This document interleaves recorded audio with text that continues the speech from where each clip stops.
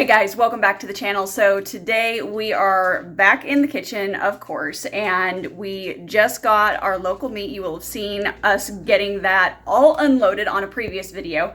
But today what we're going to do is we're actually going to process down our pork fat and we're going to make lard. So we asked them to save this for us because really there's no sense in this going to waste. This is a really good, clean fat source for us, because our home is primarily animal-based, and that is where a lot of our fuel comes from, is from good animal fats. So I'm going to show you how we process it down. Now there's multiple ways that you can do this. I'm going to be doing it in a crock pot here today. You could do it in anything from a roaster in the oven. You could do it on the stove top. I've seen people have countertop roasters that plug into the electrical outlet. They render it down in there. Do whatever you need to do for you and whatever is easiest for you. I find this to be easiest for me to do on the weekends. And let's go on ahead and start breaking this beautiful fat down, and I'll show you how that goes. Okay guys, so there are different types of fat. Obviously, if you are using fat off of a bacon, you are going to probably want to keep that separate. Some do, some don't. I don't necessarily keep mine separate, but some people find that the flavor for using it in like pie crust for a sweet pie, it's off-putting to have sort of a slight bacon flavor. Maybe it's just because we don't have an overly smoky bacon that we process, that I don't have a problem using my bacon for that. But if that's something that you want to take into consideration, please do. Now, when you get the fat, obviously it's not going to be 100% perfect. You can see we've got a meat strip here right down the middle. So all I'm going to do is I'm just going to kind of cut around that here. Now this in here, you could totally use that if you are a big fan of making baked beans. This is perfect to use in that. This is perfect to season chilies, soups, stews with. You'll probably want to pull it out. Maybe you don't if there's a little bit more meat, but this is mostly fat with some meat in it. But it's definitely going to be a good seasoner for other dishes. And then all I'm going to do is cut our fat down into smaller cubes. The smaller that you cut these down, the quicker it will render. So this is not necessarily required, but it does speed up the process.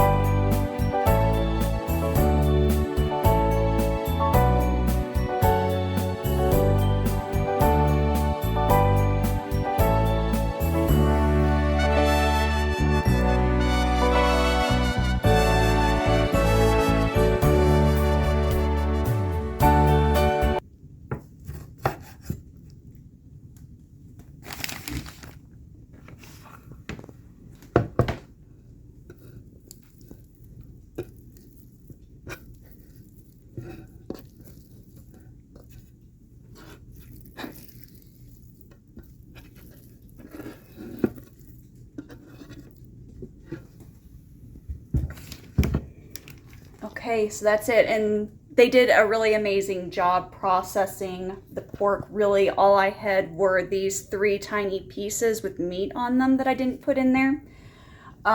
So they trimmed it really close together. So now what I'm going to do is we're going to just take our crock pot full of lard, set it in our base here.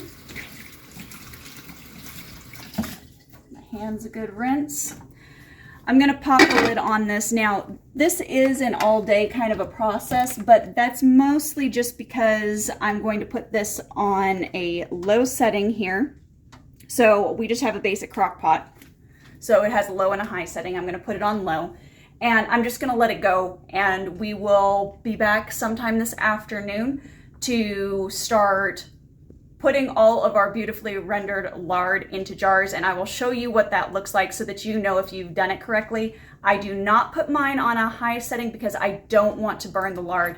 Trust me, burnt lard, like burnt tallow, it's awful. You can't you can't use it, you can't get around it. It's got a funk to it. You're not gonna like it. So keep your settings to low no matter what you're doing. If you're doing it on the stovetop, in the oven, crock pot, cook baster, however you're doing it, just keep your settings on low, guys, okay? We'll see you later. Okay, so we're at about the 5-hour mark here, guys. So I'm gonna turn you around here. Kind of show you a little bit. We're getting really close here.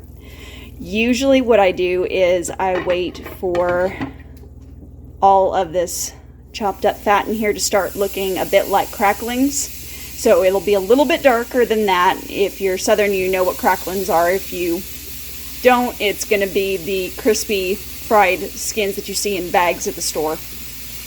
But these will begin to look like that. And you can see over here in this corner, they are starting to get that coloring. So it won't be too much longer, and then we will be cooling this down and scooping off all the liquid and putting it into some lovely jars for storage for the winter. And in other news, look at that gorgeous lamb. That's my dinner and I'm very excited. All right, I'll see you back later. So we are back. It has been probably about another hour and 15-ish minutes roughly. So let's show you what we've got and what it looks like. So you can see our fat has all kind of crisped up. It's definitely gotten much browner than it was an hour ago. And we've allowed this to cool down, and that is something that is very important that I want to talk to you about because it's a safety thing. So I've explained this in my soap making videos, but for those of you who haven't seen those, when it comes to working with tallow or lard, when you're rendering it down, you want to make sure that you have a cooled liquid before you are putting it into a jar. Otherwise, you can basically cause the jar to explode if it is too hot, because lard has such a high heat point. This can get very hot and very dangerous very, very quickly. So this is also probably not a job for littles if you've got them in the house. Something to teach them when they're older, for sure, but definitely not an early learning thing. So just make sure that you allow it to cool. Now, you don't want it to get so cool that it's starting to re-solidify, because what we are going to be doing is we are going to take this liquid that you see here, and then we are going to be putting it into our, basically just our measuring jar here. And I have a mesh strainer that you can see sitting on top of the jar here, like so. And that is to make sure that we don't have any of these leftover crackling particles, any skin or meat that accidentally got left in there. We don't want that in our lard, because otherwise the lard will kind of sour, turn, kind of be a little funky. And you really don't want that, especially after going through all the work to make this beautiful lard. But I'm gonna pull up a spoon here because I want you to see what the color looks like. So you can see how it kind of looks almost like glass, maybe a butter-like color. That's what you want. You know that you've overcooked it, and you can see as it's in this spoon, see how it's starting to solidify already?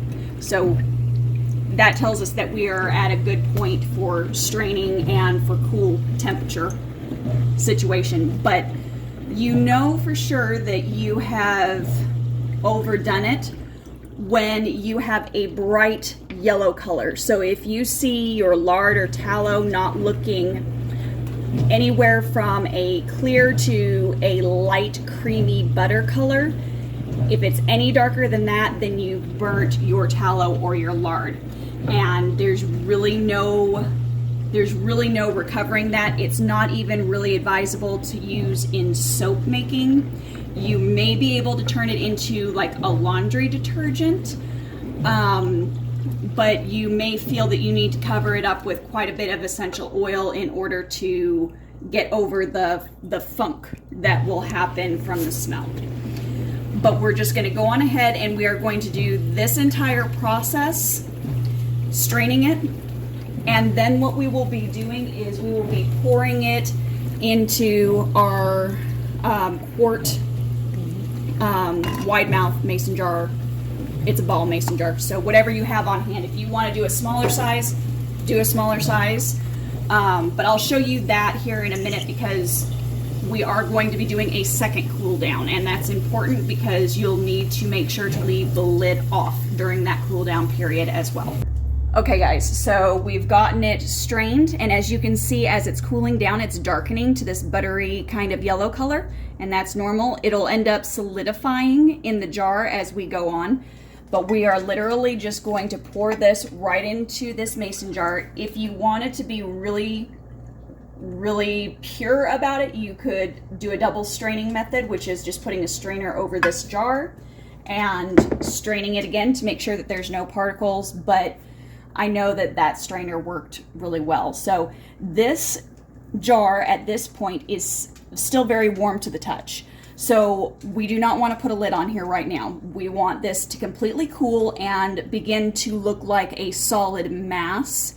And that can take anywhere from a couple of hours to overnight. Just depends upon the temperature in your home and where you're rendering your lard. So we're just going to repeat this process with all the rest of everything that's in here, and we will show you how many jars we have at the end of this and what we're going to do for storage later. Good morning guys. So it is the next day actually, and we have officially cooled off all of our lard. So let me turn you around and show you what it's going to look like here. So you can see it's this beautiful creamy white color. So now what we're going to do is we're going to top all these off with their respective lids, like so. And then we are going to be storing ours in a mini refrigerator that we have. Now, in the mini refrigerator, these will keep for roughly 6 months. If you put them in the freezer, they could keep up to a year or more. But the good news about lard and tallow is that you will actually know when they've gone off. So right now, your tallow should kind of have a nice fresh smell to it. It shouldn't really have much of an odor unless you've burnt it. When it goes off, it's going to have a funk to it. So you will know very, very easily. It's not going to be a mystery. It's kind of like rotten eggs. It doesn't smell like rotten eggs, but it's like rotten eggs in that you can tell that it's gone. Now, that being said, you can technically still use it, but obviously, if you're doing pastries and things like that with lard, it's not going to exactly be very tasty. So you do you can get rid of it. That's what we do. But I know of people who do go ahead and use it when they're frying up meat. So, you know, whatever you are comfortable with, do your own research, do your own diligence that way. Rendering lard, it's not hard. It's really, really easy, and it's really, really satisfying actually to do this. And we got 2 quart jars and then, of course, a large jam or jelly jar. So this is going to hold us over for quite a while. And this came off of half a hog. So if you have a whole hog, obviously you're going to have at least double this. Okay. And this is not including that we have also tallow that we need to render from the lamb that we got. So we're going to have plenty of animal fats hanging around for cooking and baking purposes. And I'm very excited about that. All right, so I'm going to go on ahead and I'm going to sign off here. And guys, as always, keep it simple, natural, and essential. And we will see you on the next video. Don't forget that we do have a guide available for you right now. It's our 3 Days to Your Dream Garden guide, and it's on sale for $7. So go on ahead and check that out. I'll drop it in a link below so that you can go on ahead and get that while it's discounted, because we're going to be updating it and increasing a lot of the information in it. So of course the price will be going up on that beginner gardening guide. All right, so we will see you on the next one, guys. Bye.